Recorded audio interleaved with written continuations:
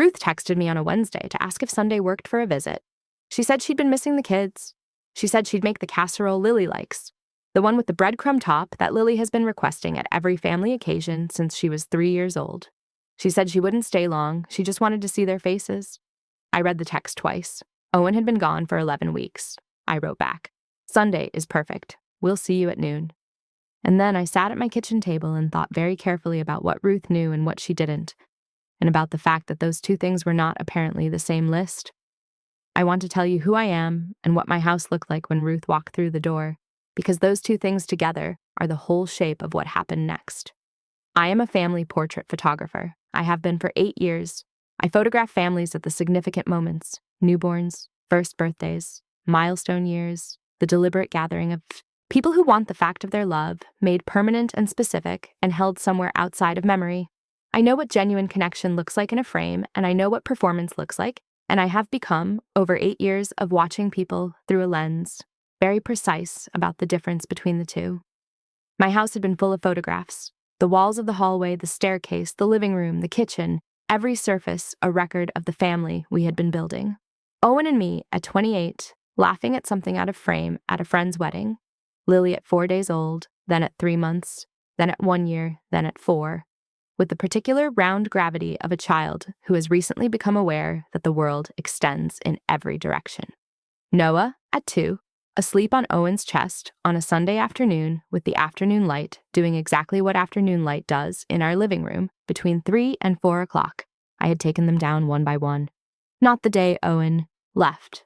Not in a single afternoon of grief and fury, but gradually across 11 weeks, in the way you adjust a space to reflect what it actually contains, rather than what it used to. A frame from the hallway one Tuesday. The staircase series the following Saturday when both kids were at my mother's and I had 2 hours alone in the house. The kitchen ones last. Those were the hardest because they were the most recent and the most ordinary. The ones where no one was performing for the camera because I had taken them myself on weekday mornings and the ordinary light was doing nothing remarkable and everyone just looked like themselves. By the Sunday Ruth arrived, there were pale rectangles on every wall where the frames had hung, outlines of what used to be there, visible in the paint differential, the protected patch against the surrounding fade. I had not repainted. I had not filled the space with anything else. I had simply let the walls be accurate. This is the part I need to tell you about Owen before anything else, because Ruth's expression when she walked in was the direct result of what her son had told her versus what she found when she arrived. Owen and I had been together for 9 years, married for 7. Lily is 7 years old. Noah is 4. The math of that is not lost on me, and it was not lost on Ruth when everything eventually came out, but I am getting ahead of the story. Owen left on a Thursday in February. He did not leave loudly. Owen has never done anything loudly. He left the way he had been doing most things in our marriage for the final 3 years, quietly, efficiently, and with the minimum amount of engagement that would allow him to feel he had technically met the requirements. He sent me a text at 11:14 in the morning while I was at a newborn session across town. It said, "I think we both know this has been over for a long time. I'm going to stay with a friend for a while. I'll call about the kids this weekend." I read it. Standing in a stranger's nursery holding a 7-day-old baby I had been arranging in a basket for the past 40 minutes, getting the light right, getting the angle right, doing the precise and careful work of making something true and beautiful and permanent for a family that didn't know, on the other side of the door, that someone else's family was ending. I handed the baby back to her mother. I finished the session. I drove home. I called Cass from the driveway and told her. Cass said, "I'm coming over." I said, "Not tonight. I need to be with the kids." Cass said, "Tomorrow then." I said, "Tomorrow." I picked up Lily and Noah from school and daycare. I made dinner. I helped with homework. I read Noah his book. I sat on Lily's bed for 17 minutes while she asked me questions I answered as accurately and gently as a person can answer them when they themselves have not yet absorbed the information fully enough to know what's true. Then I sat in my kitchen alone and I let the evening be very quiet. Owen called that weekend. As promised, he said the things he had clearly prepared, that it was better for everyone, that the kids would adjust, that he would be very present, that he hoped we could be adults about this. I listened to all of it. I said very little. I had not yet become the person I was going to become over the next 11 weeks, and I was still in the early phase where the full shape of something is arriving and you can feel the edges of it, but you cannot yet see the whole. He moved in with a friend, he said. He would find his own place soon. He would be in touch about a regular schedule.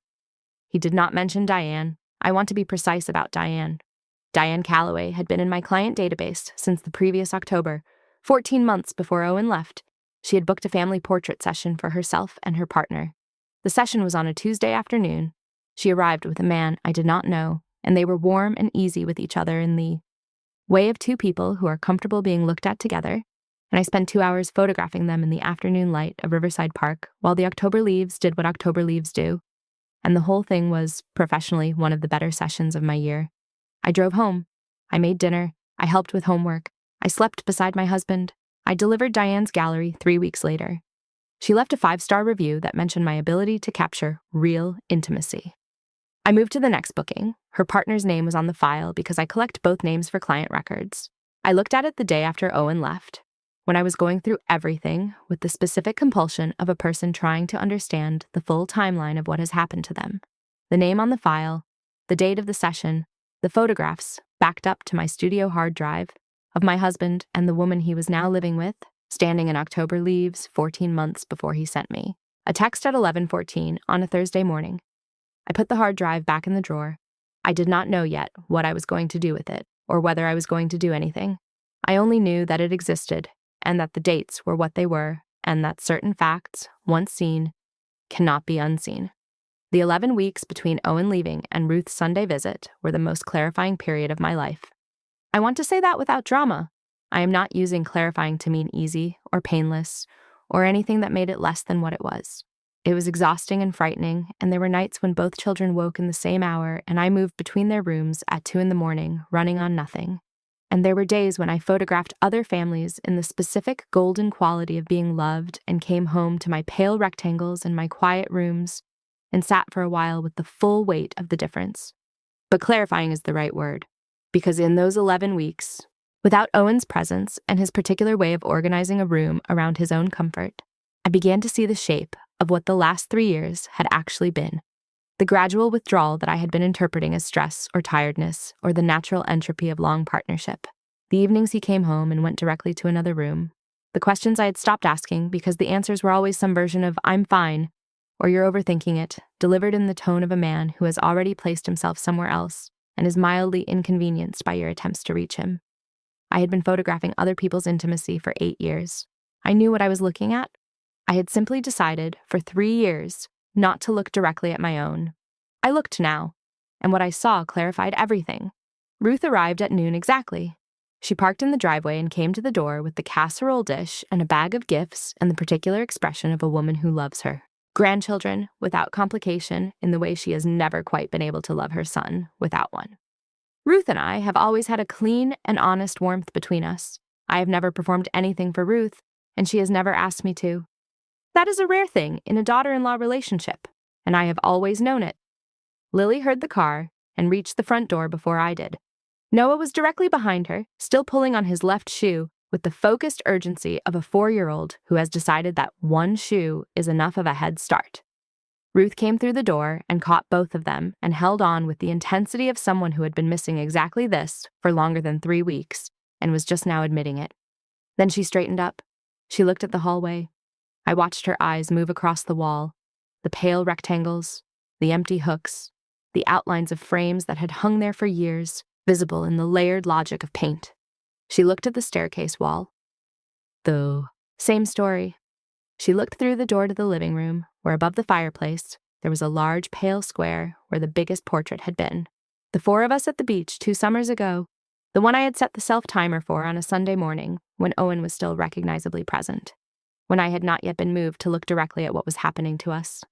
Ruth looked at all of it. Then she looked at me. "Where are the photos?" she said. "I took them down," I said. She stood very still. Lily was already pulling her toward the kitchen by one hand, asking about the casserole. Noah had successfully installed the second shoe and was now attached to Ruth's other arm.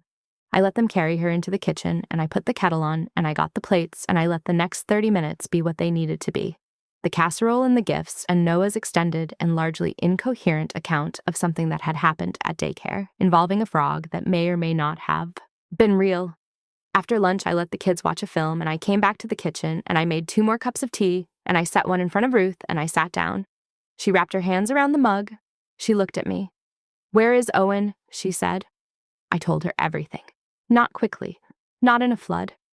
In the careful, specific way I have learned to tell true things, the way I learned it in the work, in 8 years of sitting with families during their significant moments and understanding that precision is more respectful than performance.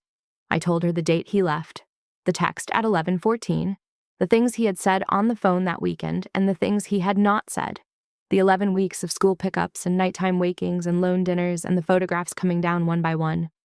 Then I told her about Diane. Ruth put her mug down. "How long?" she said. Quiet? The question of someone already running the numbers. The session I photographed them was in October 14 months ago, I said. I don't know how long before that. You photographed them? She booked a portrait session. I didn't know who he was when she arrived. I found out after. Ruth said, You have the photographs. Yes. She looked at me for a long moment. He told me it was mutual, she said. Her voice had changed registers. She was not performing anything now. She was simply a woman sitting across a kitchen table who has just understood that she has been looking at a painting of a room that has not existed for quite some time. He called me the week after he left, and he said it was a mutual decision, that you had both agreed, that he was going to be very present with the children. I let that land without filling the space around it. He asked me, Ruth said slowly, not to reach out to you immediately. He said you needed some time. He said you both agreed that a few weeks of space would be good for everyone. A few weeks of space, while I was moving between 2 children's rooms at 2 in the morning. I should have called sooner, Ruth said. Not to me, to herself, or to the room, or to the version of events she had been living inside. You didn't know, I said. I should have called sooner, she said again, more firmly, as if she needed to say it twice to make it real. I got up. I went to my studio, the room off the hallway where I keep my equipment and my archive drives, the room that smells like the specific combination of equipment and editing hours and the particular quiet of work done alone. I took the hard drive from the drawer where I had put it 11 weeks ago. I came back to the kitchen. I opened my laptop. I connected the drive. I found the folder. I turned the screen to face Ruth. She looked at the photographs. October light in Riverside Park. The leaves doing what they do. Owen and Diane in the frame with the particular ease of 2 people comfortable being witnessed together. My technical eye had done its work. The images were good. That was the particular cruelty of it. I had been at the top of my ability that afternoon. The light was right. The composition was right. The intimacy between them was real, visible, documented with the care and precision of someone whose professional purpose is to make love look exactly like what it is. The timestamp in the file, metadata, October 14th. 14 months before the Thursday text. Ruth looked at the photographs for a long time. She scrolled slowly. She did not speak. Then she closed the laptop gently, the way you close something that needs to be treated with care, even when it contains difficult things. She picked up her phone. Take the kids outside, she said.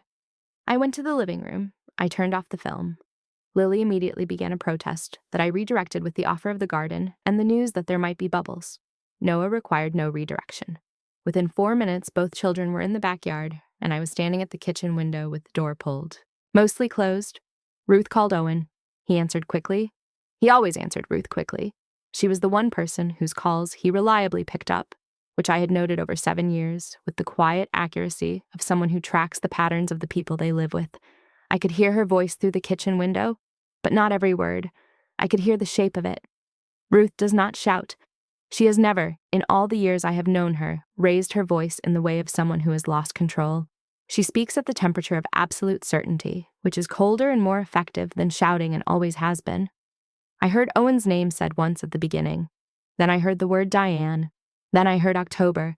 Then I heard a silence that stretched long enough that I knew he had stopped trying to explain himself. I blew bubbles with Noah. Lily caught them with focused athletic intention. The afternoon was mild and specific, and my children were laughing at the bubbles, and I stood in the garden with the bubble wand, and I let what was happening in my kitchen happen without me.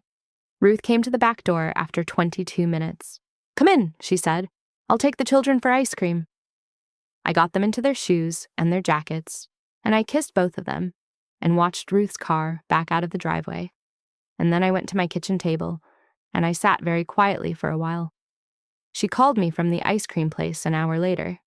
She told me what she had said to Owen and what he had said back.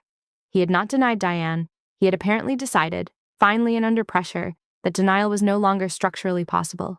He had said some things about timing and about the marriage already being over and about the photographs not being what they looked like. Ruth had listened to all of it.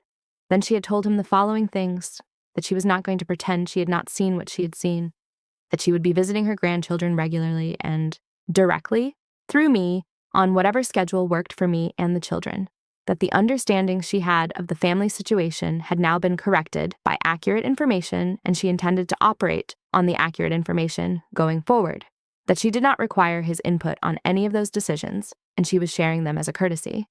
Then she had hung up. "I want you to know something," Ruth said to me on the phone from the ice cream place where I could hear Noah in the background requesting a second flavor.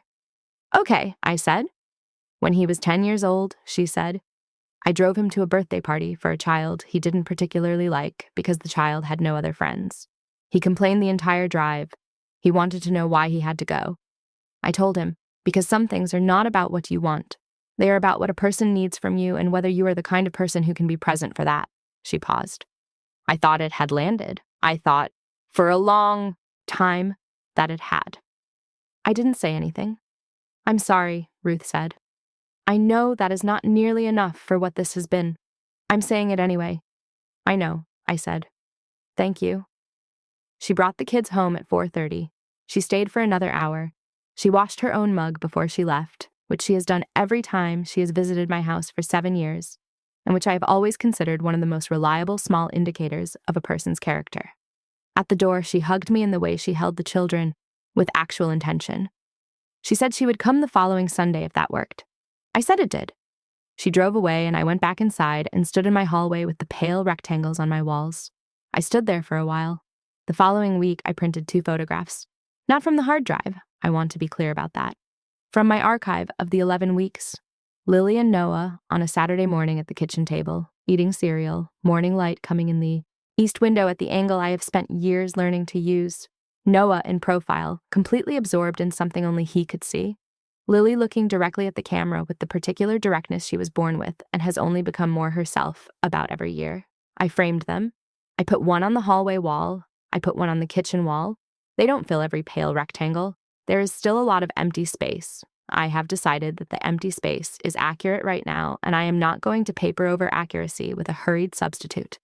The divorce proceedings are underway. I have a lawyer, a woman named Anna, who was recommended by Cass and who operates at the same temperature Ruth uses on the phone, which is to say, certain and cold and effective. Anna has seen the photographs. Anna considers them relevant to the timeline of events and to certain questions about the honest accounting of when the marriage functionally ended. I am following Anna's guidance entirely. Owen has asked, through his lawyer, if I would consider mediation. Anna has said we can consider it. We are considering it. Ruth came the following Sunday, and the Sunday after. She brings the casserole every 3rd week because Lily has asked her to, and she brings a book every other week because Noah has asked her to, and she sits at my kitchen table and drinks tea and asks about my work and tells me things about her garden, and she holds my children with the full weight of someone who has made a decision about where her attention is going to live. She called Owen last week. He called her back after 2 days. She told me this without elaboration, and I received it without elaboration, and we had a second cup of tea and talked about something else entirely. I have been doing a lot of photographing since February, more than usual. Something has shifted in the work, a quality of attention, maybe, or a willingness to look directly at things I might previously have softened slightly without meaning to. My clients have noticed, in the way clients notice without being able to name it exactly. The last 3 reviews used the word honest. One of them used the word brave, which is not a word I have ever used about my own work, but I am sitting with it. I photograph families. I know what love looks like when it is real. I know what it looks like when it is performance. I spent the final 3 years of my marriage taking the latter for the former, because it was easier and more familiar, and because being wrong about what I was looking at was less frightening than being right. I'm not doing that anymore. The pale rectangles are still on the walls. The 2 frames I hung are exactly where I put them. On Sunday mornings when Ruth is here and Lily is asking about the casserole and Noah is getting his shoe on with focused urgency, I stand in my hallway and look at what the walls contain now versus what they used to contain, and I think about accuracy, about the difference between a record of what was and a document of what is. about the fact that I am a person whose professional purpose is to make the true thing visible, and about how long it took me to point the camera at my own life and actually look through the lens. So here is what I want to ask you. Ruth walked into my house not knowing what her son had done. She walked in and saw the empty walls and asked one question, and I gave her the honest answer, including the part that was hardest to say. And she took that answer, and she did something I did not ask her to do and could not have predicted. She chose accuracy over her son's comfort. She chose to see the full picture, even when the full picture was a hard drive with a date on it that rewrote everything. I did not plan for Ruth. I did not plan the photographs. I did not plan anything that happened on that Sunday. But I had been taking the frames down for 11 weeks, one by one, not out of anger, out of accuracy. And I want to ask you, was that the right thing? To tell Ruth everything, including the date, including Diane, including what was on the hard drive? Or is there a version of protecting someone from the full truth about their child that I should have chosen instead? And if you had been standing in that hallway when the woman who loved your children walked in and looked at your empty walls, what would you have said when she asked where the photographs had gone?